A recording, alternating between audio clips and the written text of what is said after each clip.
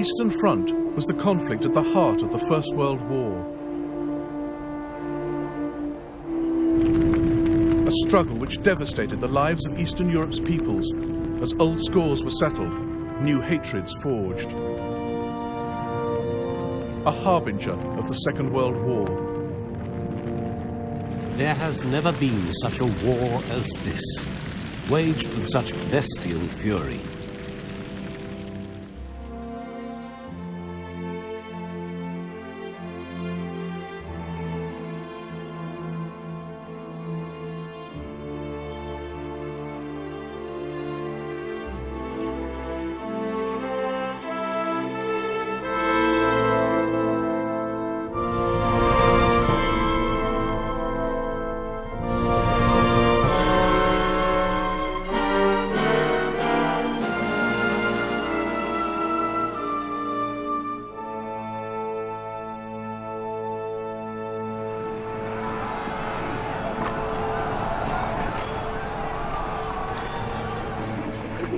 This was a racial war between Teuton and Slav, between the Germans and Austro-Hungarians on one side, and Russia and her Slav ally Serbia on the other.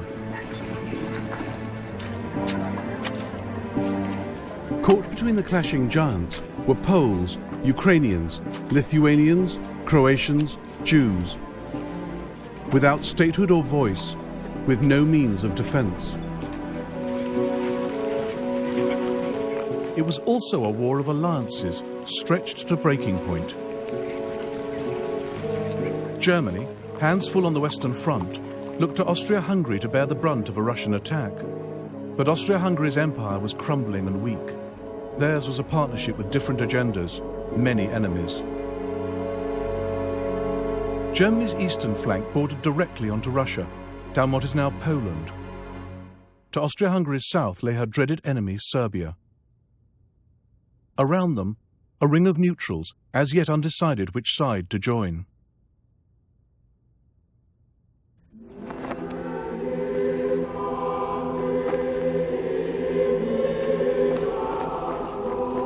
Russian troops are blessed before leaving for the war.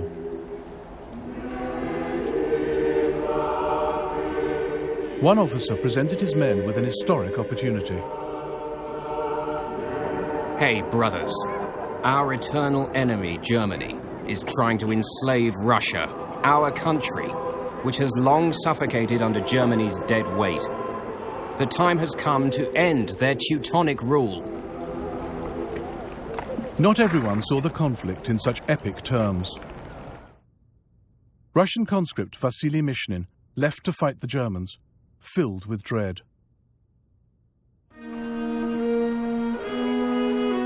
A shiver ran through my whole body. The third whistle. Everybody breaks down. I kiss my Nura for the last time, and all my family kiss me. Nura shouts, "Why are you crying, Vasusha? You said you weren't going to cry."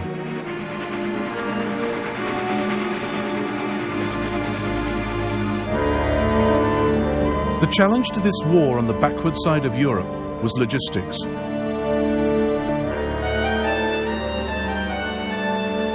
There were vast distances to cover, from the Urals to the Alps, with desperate problems of communications and supply.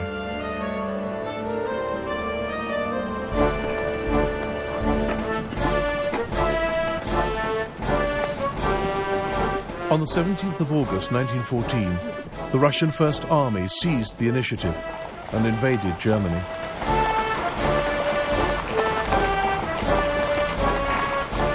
This would be a mobile war, and some units went in hard from the start.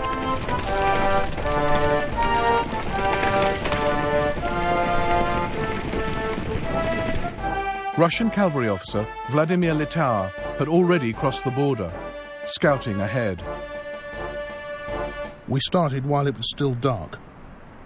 Around 7 o'clock in the morning, our squadron reached the objective for the day, a large German farm. The scene on the German side of the border was frightening. For miles, farms, haystacks and barns were burning. Like every army under the sun, we looted and destroyed, and later hated to admit it. The scope for atrocity was greatest where places suddenly changed hands, where soldiers lived off the land, where you weren't sure who the enemy was. Litau's regiment was fired on at the village of Santopen in East Prussia. The Russians blamed locals for directing the attack from the church tower. Groton completely lost his temper and shouted, "They are all spies, shoot them!" In a moment they were all dead.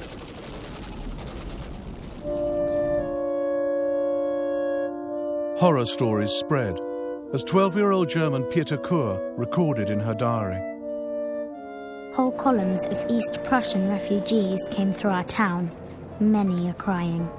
There are mothers with tiny children.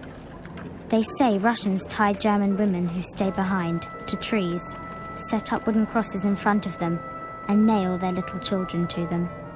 When the kiddies have died before their mothers' eyes, the Russians mutilate the women and kill them.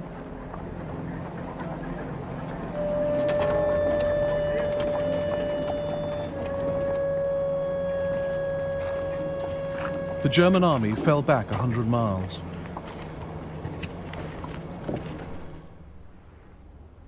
Two men took over Germany's defense in the east. General Paul von Hindenburg, brought out of retirement, and General Erich Ludendorff, poached from the offensive in the west. They would in time become more powerful than the Kaiser.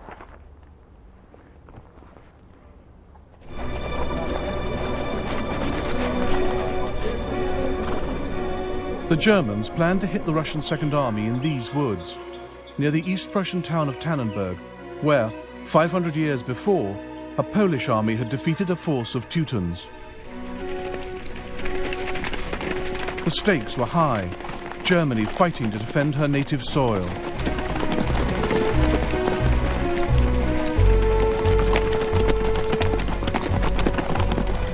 Julius Bolt's regiment was whisked from western to eastern front. After a 60-hour train ride, a quick march for nearly 4 hours straight to the battlefield, I had my baptism of fire. Oddly enough, it left me completely cold.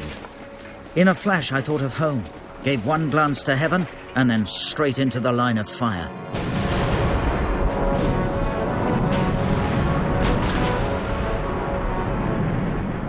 When the injured scream, your heart clams up. There's almost nothing left of this hospitable town. What's left of the buildings is either still burning or in ruins. Charred corpses lie in the streets.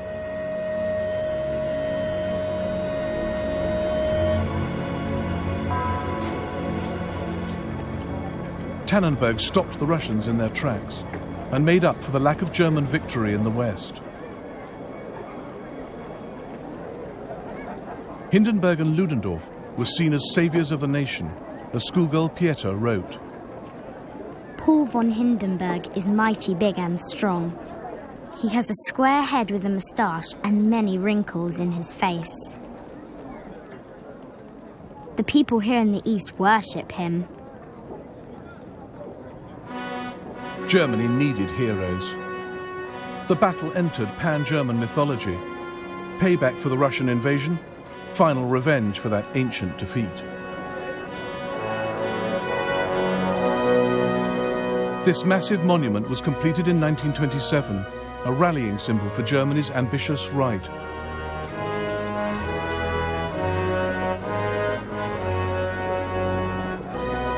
A few years later, Hindenburg showed Adolf Hitler the site of Germany's historic triumph.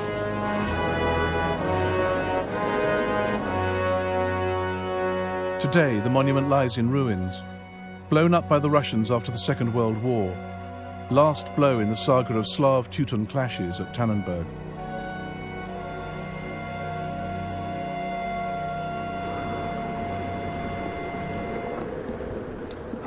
Poland, January 1915.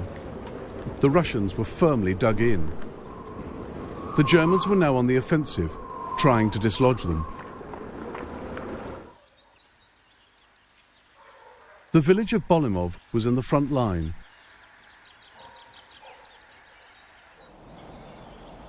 The Germans turned to technology to give them the edge over the Russians. Bolimov would be the testbed for an experimental weapon. Francis Smolinski, a civilian, raised the alarm. I got up, went outside, and then I saw this something which looked like smoke. I ran back home, shouting, "Fire!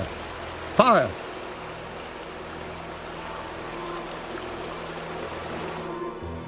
Behind the Russian lines, General Basil Gurko got snippets of information that didn't add up. Hundreds mysteriously killed. Trenches full of corpses that might not be dead. Bodies in a state of collapse with little sign of life were lying in the wood. What was the reason for this unusual occurrence? Had some of those already buried been in a state of coma and not dead at all?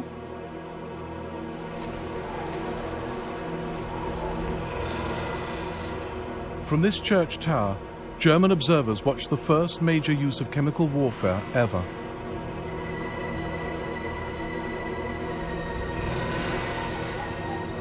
The Germans fired 18,000 tear gas shells onto the Russians.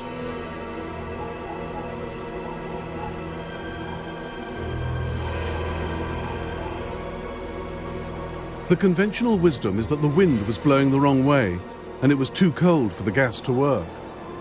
The Russians withstood the attack. But there were victims, as General Gurko heard and Francis Smolinski saw. They were carried, crowded onto wagons, some lying on top of others. Those who could walked. Their faces were pale blue. They had foam at their mouths. 3 months later, Ypres on the Western Front wrongly earned the morbid distinction of being the site for the first gas attack. Bolimov went unreported, never investigated.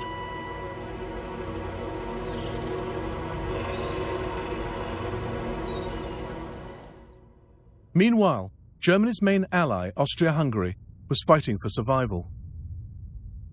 The Russians had invaded and were now besieging the fortress city of Przemysl.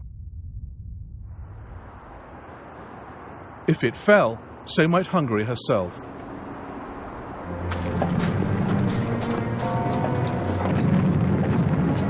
The Russians sat outside for 6 months, lobbing shells, waiting.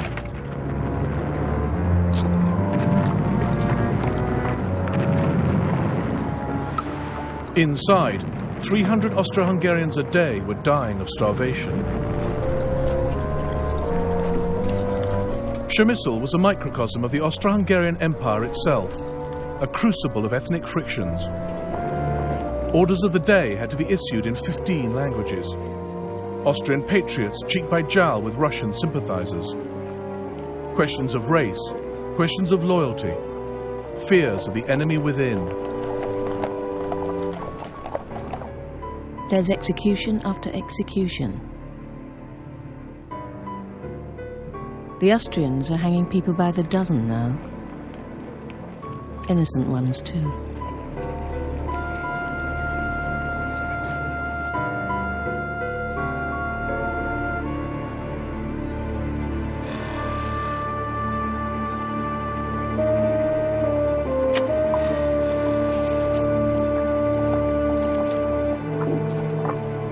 March 1915. Nikolai Myaskovsky was one of the Russians preparing for the final assault.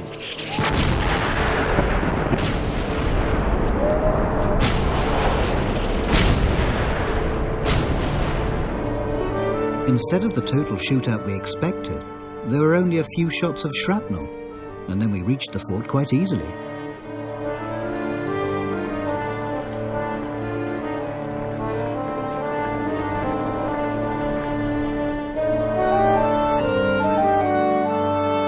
The Austro-Hungarian garrison had fallen apart. Przemysl surrendered to the Russians without a fight.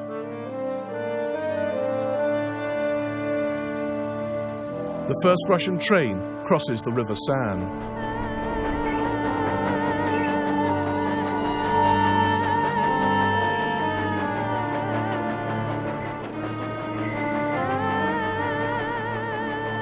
British observer Bernard Pears quickly realised how divided the Austro-Hungarians were.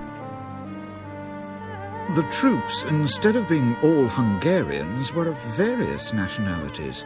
The conditions of defence led to brawls and, in the end, open disobedience of orders.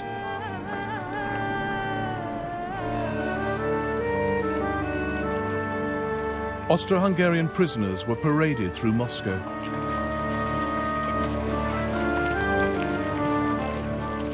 A German official said, referring to Austria-Hungary, that his country was now shackled to a corpse.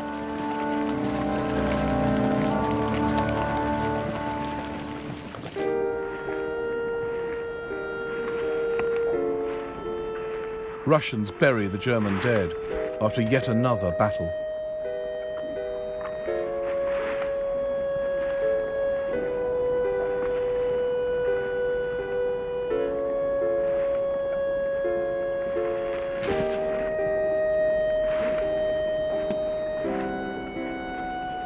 While great armies tore at one another's throats on the Eastern Front, a circle of small nations watched, like vultures,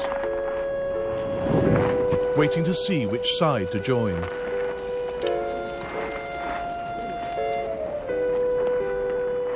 Forget liberal ideals and high principles. The question was, who would offer them the most, and who would win this war?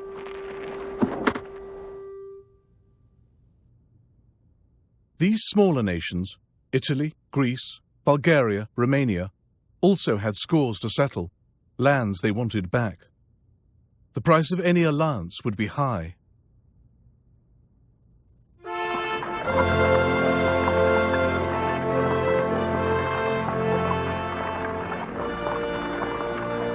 Marie, Queen of Romania, at her post-war coronation. British-born as Princess of Edinburgh, Marie had effectively led Romania as Britain's loyal ally in the First World War. She kneels before her husband, King Ferdinand.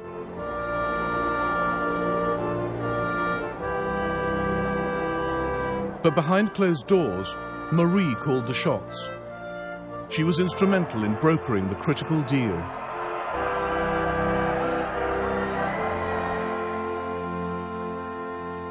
Marie had written to the Russian Tsar, Cousin Nicky, and to the British King, Cousin George, putting Romania's entry in the First World War out to tender. Being neutral, I get news from all sides. Each tries to persuade us that defeat for them is impossible. Promises and threats being dangled over our heads. The Romanian government, prodded by Marie, fixed the price for entry on the Allied side: Transylvania, the Banat, and Bukovina. She added for George V's benefit, "These geographical explanations must be Chinese to you, but the places can be found on a map." Her Prussian-born husband Ferdinand rather fancied joining Germany, but by August 1916, the Allies agreed Romania's terms in full.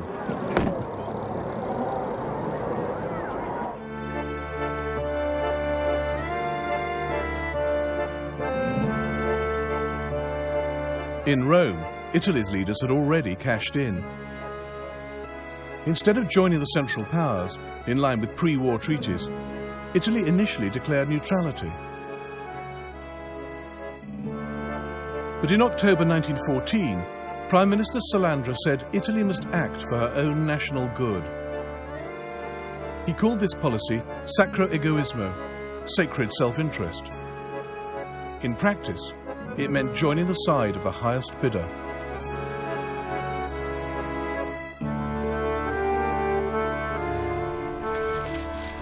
Few Italians wanted to fight, but the Allies offered a chunk of Austria-Hungary, part of the Dalmatian coast, and threw in a few islands.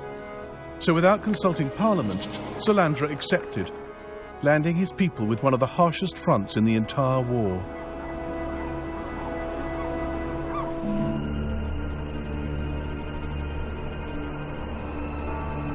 Italy's border with Austria-Hungary zigzagged for 375 miles into Europe's highest peaks.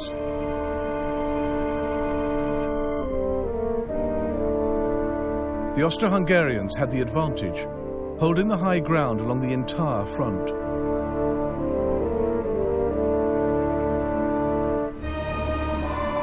It was brutal terrain.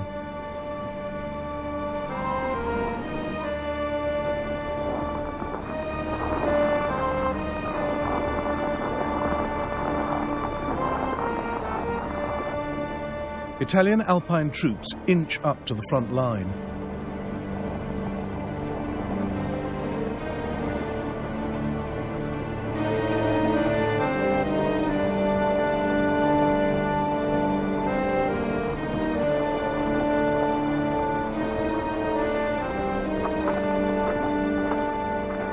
An officer beats out a rhythm for men hauling a field gun up the slope.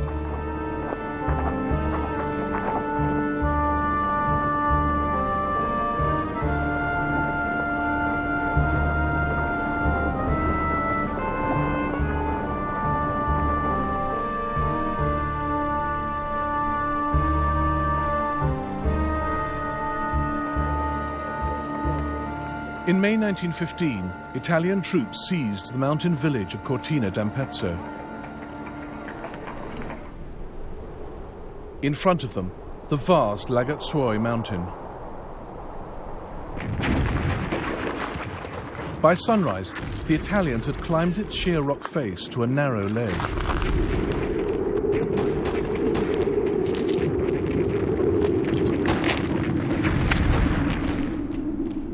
They were now fighting a vertical war.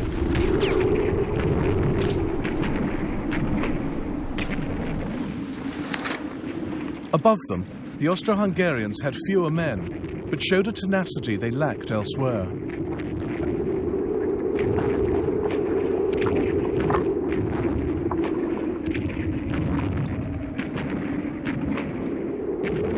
Austrian Colonel Victor Schempfel watched his men attack the Italians below.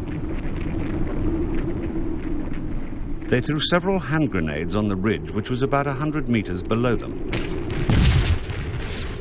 Judging by the screams of the wounded, and from the fact that the machine gun hasn't fired a single shot all day, we must have been successful. But the Italians clung on, 2 miles above sea level.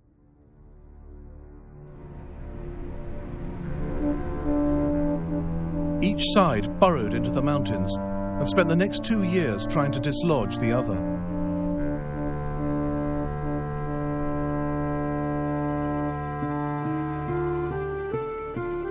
"15 men slept in this cave carved out of the rock.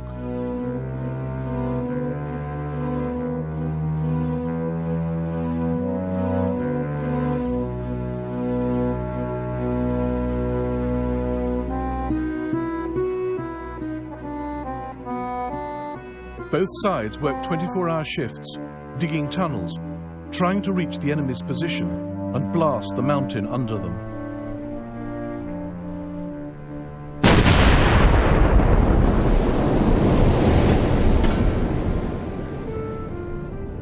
Some went mad listening for the sound of enemy drills.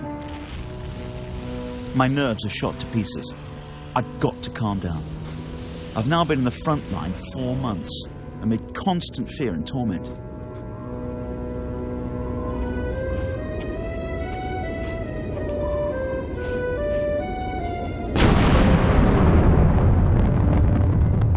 Avalanches became another hazard of war, sometimes triggered by shell fire.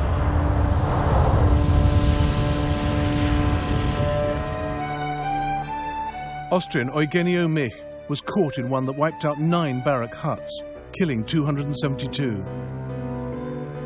I stayed squashed under the debris of the beds. For the first quarter of an hour, I could feel 50 or so men moving around me, and then one by one they fell silent and died.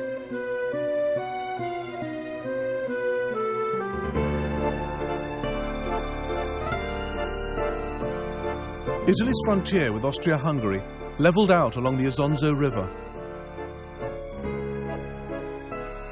Italy's first attack failed with heavy loss of life. But General Luigi Cadorna bloody-mindedly ordered another and another. 11 battles in all, at a cost of 300,000 lives.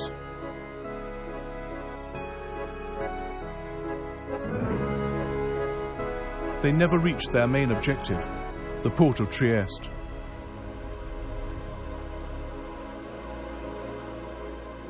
Giuseppe Cordano served in the Julian Alps, in a trench system just 15 meters below the Austrian positions.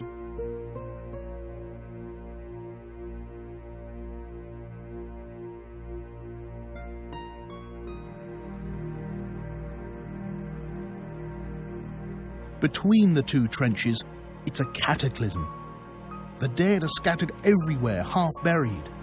Haversacks, rifles, rags of clothing, and human body parts. A couple of grenades fall in the middle of the dike where some soldiers are sheltering, and everything is thrown up in the air. Rocks fly and fall with furious destruction. Laments and screams for help can be heard from everywhere, but how can one move? How can one help them?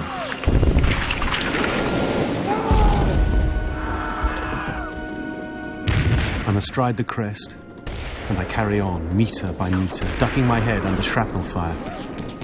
10 metres in front of me, Zanni from Vicenza is hit in the head, screams, and falls down the precipice. I watch his body tumbling down. He was a good lad. I keep going, forever asking myself when my time will come.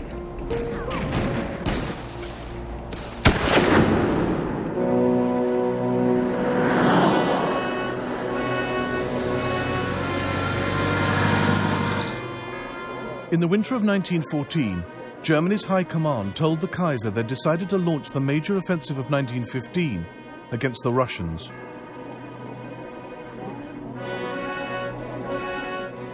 The generals ruled out total victory, but a decisive blow might force the Russians to sue for peace.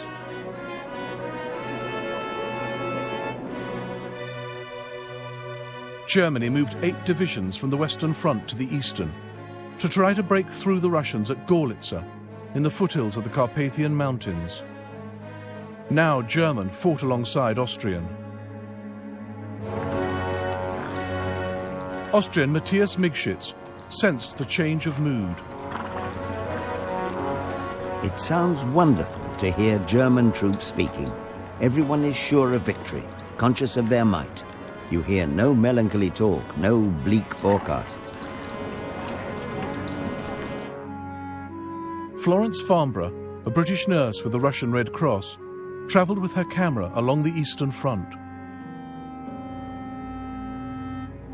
Her nursing team went by horse cart to Gorlitza. They had no idea 1/3 Germans and Austrians were massing to attack the town. We have already chosen our hospital.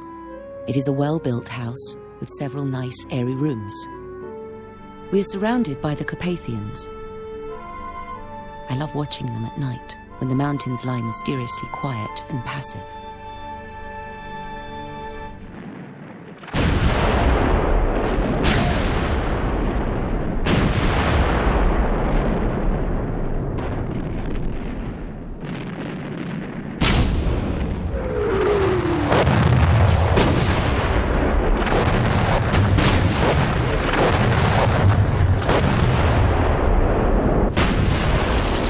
Then the wounded started to arrive. They came in their hundreds from all directions, some able to walk, others crawling, dragging themselves along the ground.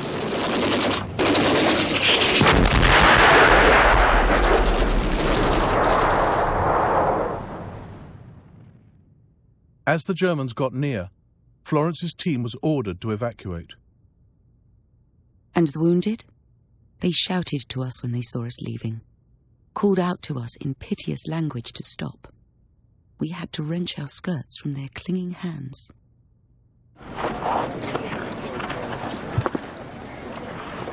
Caught by surprise and low on shells, the Russians retreated.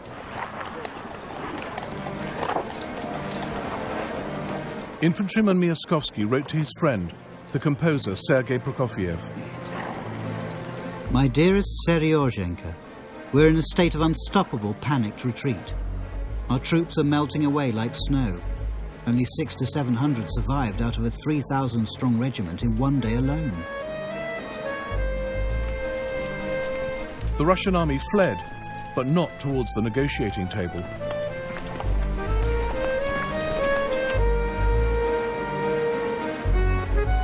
They scorched the earth. Vasily Mishnin retreated through the village of Dombrovo. The locals received us well, but in the evening, when the Cossacks arrived and began to drive them out with cruelty, then there were tears and grief and cursing of the war.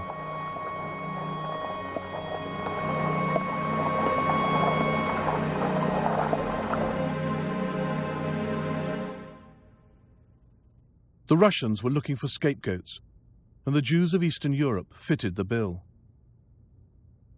They didn't look Russian, and their language, Yiddish, sounded suspiciously like German.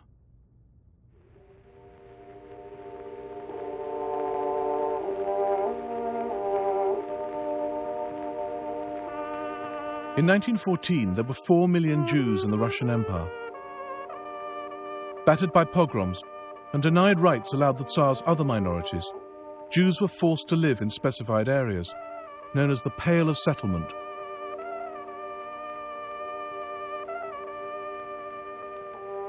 And even though 650,000 Jews served in the army, many Russian officers and men saw Jews as dirty, half-human creatures.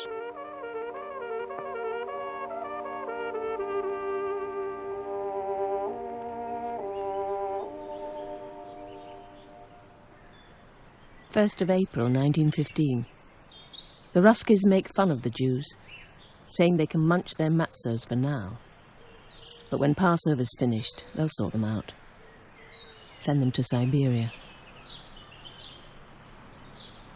Helena Yablonska lived at number 20, Franciszek Street, in the heart of Old Przemysl. A third of the town's population were Jews. They'd been safe enough there under the Austro-Hungarians, but now Helena watched the Russians root them out within days of taking over. Tuesday, the 30th of March. Jews are treated with no mercy. They cut the beard and sideburns off the old rabbi from Birja, then strapped him to a horse and dragged him away. They beat his wife. Jews are not allowed to own any shops.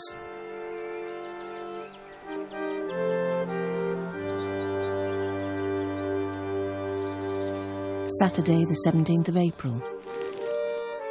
The Cossacks waited till the Jews went off to pray, then set upon them with whips, taking them from synagogues, streets and doorsteps. Many hundreds of Jews. What'll they do with them? Some of the older, weaker ones couldn't keep up and were whipped. The roundup will go on till they've caught the lot. Such lamenting and despair. Some hide in cellars, but the Russians will find them. No one knows how many Jews were killed in Eastern Europe during the First World War. 600,000 were uprooted, of whom 200,000 never returned home.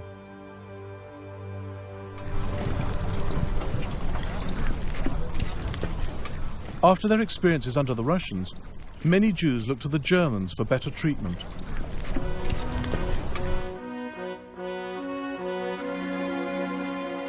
German officers entered the main Jewish street of Mlawa, north of Warsaw.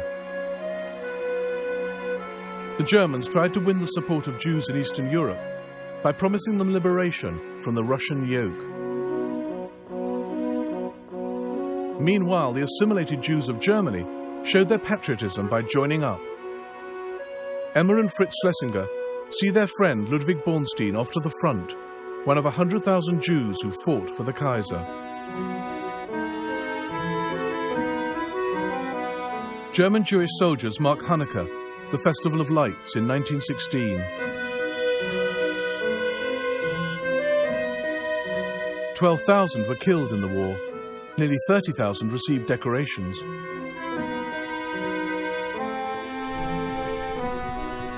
But while Jews were tolerated within the German army, many soldiers despised them.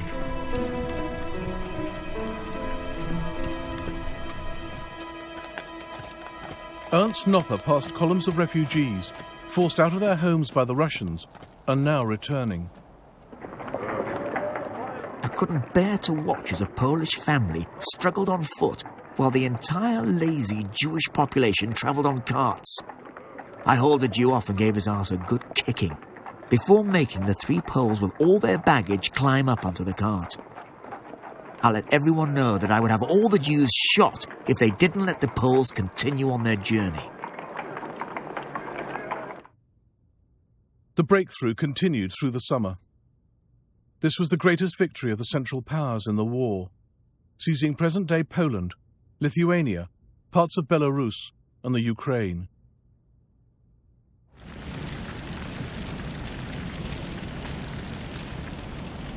As the Germans advanced, they entered a world half destroyed.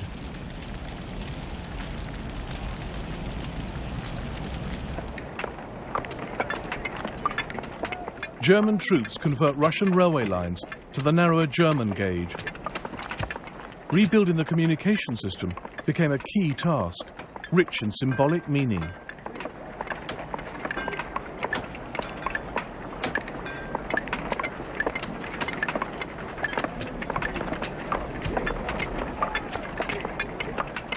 Germany aimed to recast Poland as an independent state, but under her wing. Advancing troops saw themselves as bringing civilizing order and discipline.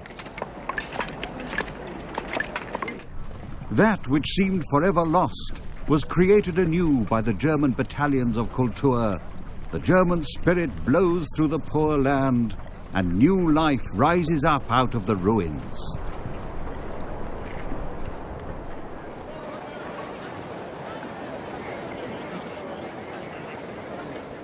But that's not how it worked out, however keen the Germans were to present a caring image to their newsreel audiences.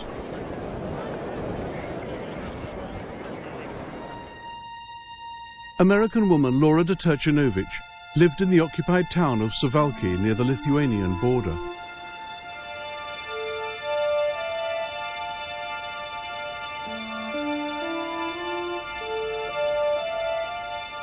To her, the rebuilt railways and roads weren't bridges between cultures. They were Germany's means of whipping war booty back home. Furniture was carted daily to East Prussia. The woods were cut down, every agricultural implement taken, every woman outraged. All Poland was to be emptied and carted away, beaten into the bargain, and made to pay such terrible contributions.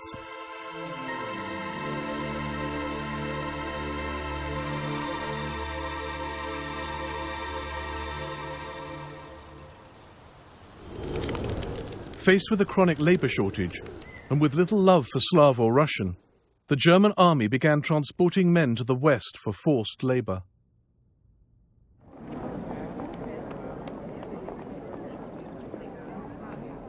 The American Red Cross distributes food aid to starving Polish peasants.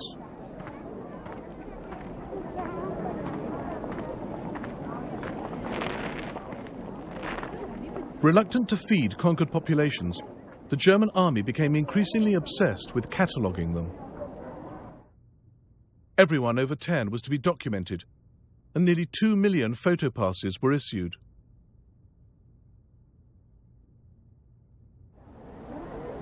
The Germans also began to view the East as a place of disease and started large-scale disinfecting programs. On the 17th of October 1915, the German field medical commander ordered that all railway crossings on the eastern border be sealed off.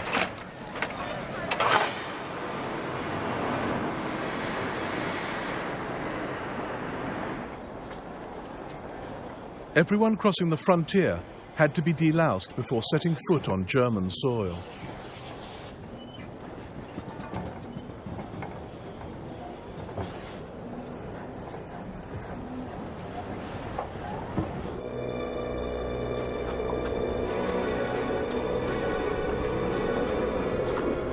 Winter 1915.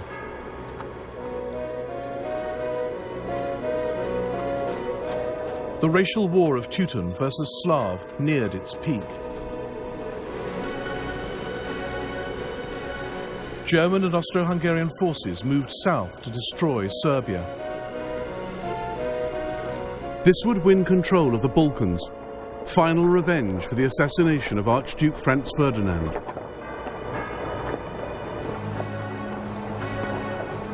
And they had a new ally, Bulgaria, tempted by Germany's military muscle and certain this was the winning side.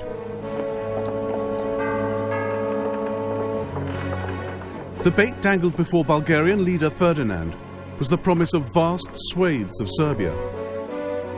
Born in Vienna, Ferdinand had few sympathies for his Slav neighbours.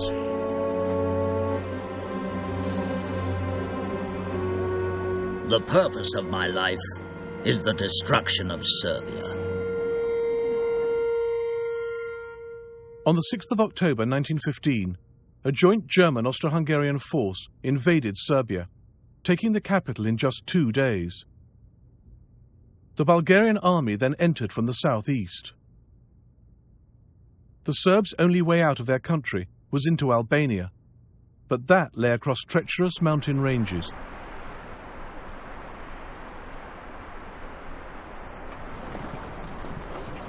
As their enemies' claws closed around them, the Serbian army slipped away, and the people fled with them.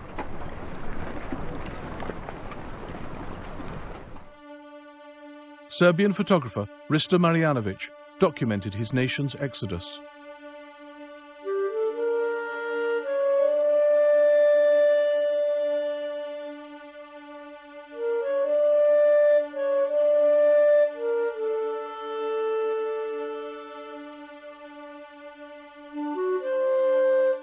One of the refugees was 12-year-old Katerina Kostic. We spent the nights in the open, beside a fire, which would scorch one side of your body while the other froze.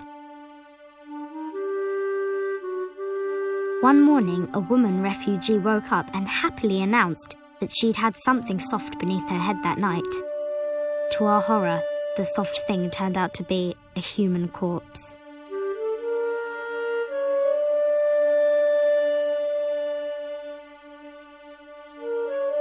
One soldier threw away his rifle to carry an old woman who had collapsed. She gestured towards the sound of the enemy closing in and handed him back his weapon.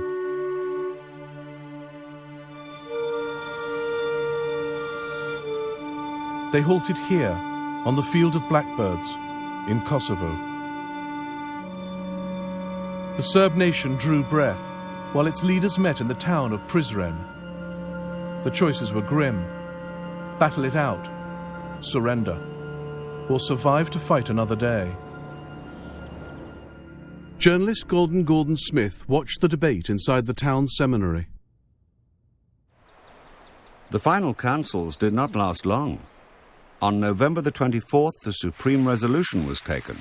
The king, army, and government would refuse to treat with the enemy and would leave for Albania.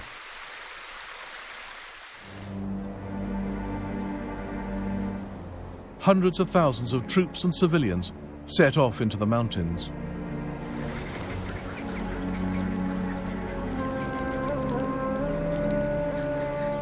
Their plan, to reach the Mediterranean and sail to safety.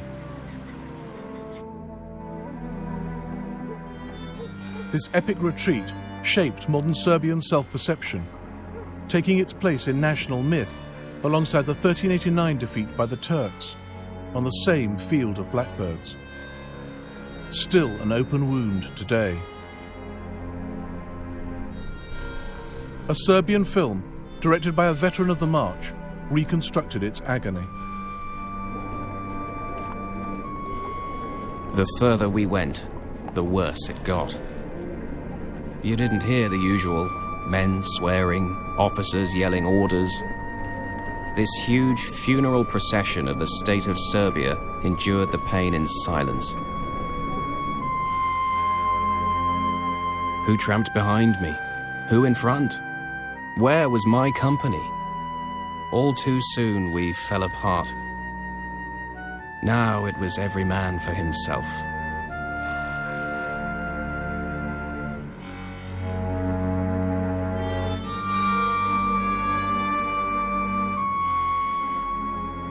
We staggered up mountains, then clambered down, avoiding quagmires from which the hands reached out of poor people who'd got stuck.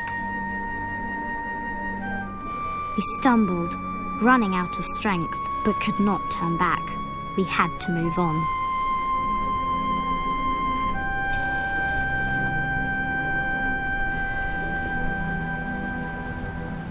The survivors gathered on the island of Corfu.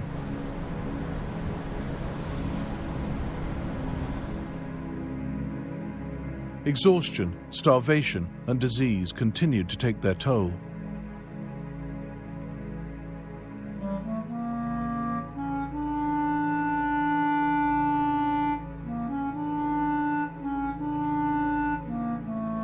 Half the army, over 200,000 men, had died on the march.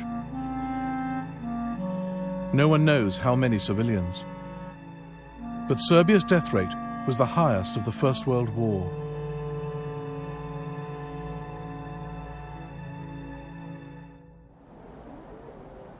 There was no question who was winning the titanic struggle of Teuton versus Slav. The Central Powers were now the masters of the Eastern Front. Columns of Russian prisoners became a familiar sight. The street was full of them, thousands, driven along like dogs, taunted, beaten if they fell down, kicked until they either got up or lay still, forever. Kaiser Wilhelm even suggested that 90,000 Russian prisoners be driven onto a barren peninsula along the Baltic shore and starved to death.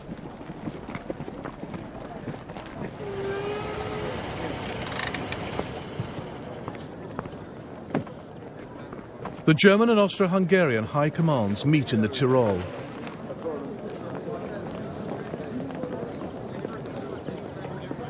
But behind the mutual congratulation, the partnership is rotten to the core. Practicing his handshake, Archduke Frederick, the Austrian commander-in-chief, waits to meet one of the world's most powerful men, the German Kaiser. War has exposed their differences, not bound them closer.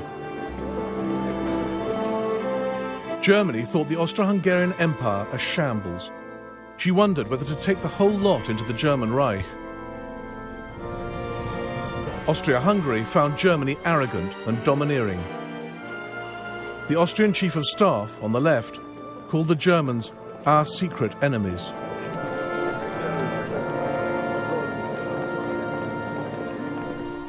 In time, the Austrians would even send secret peace feelers to the Allies. But they could never break away from Germany. It was alliances on both sides that would keep the war going.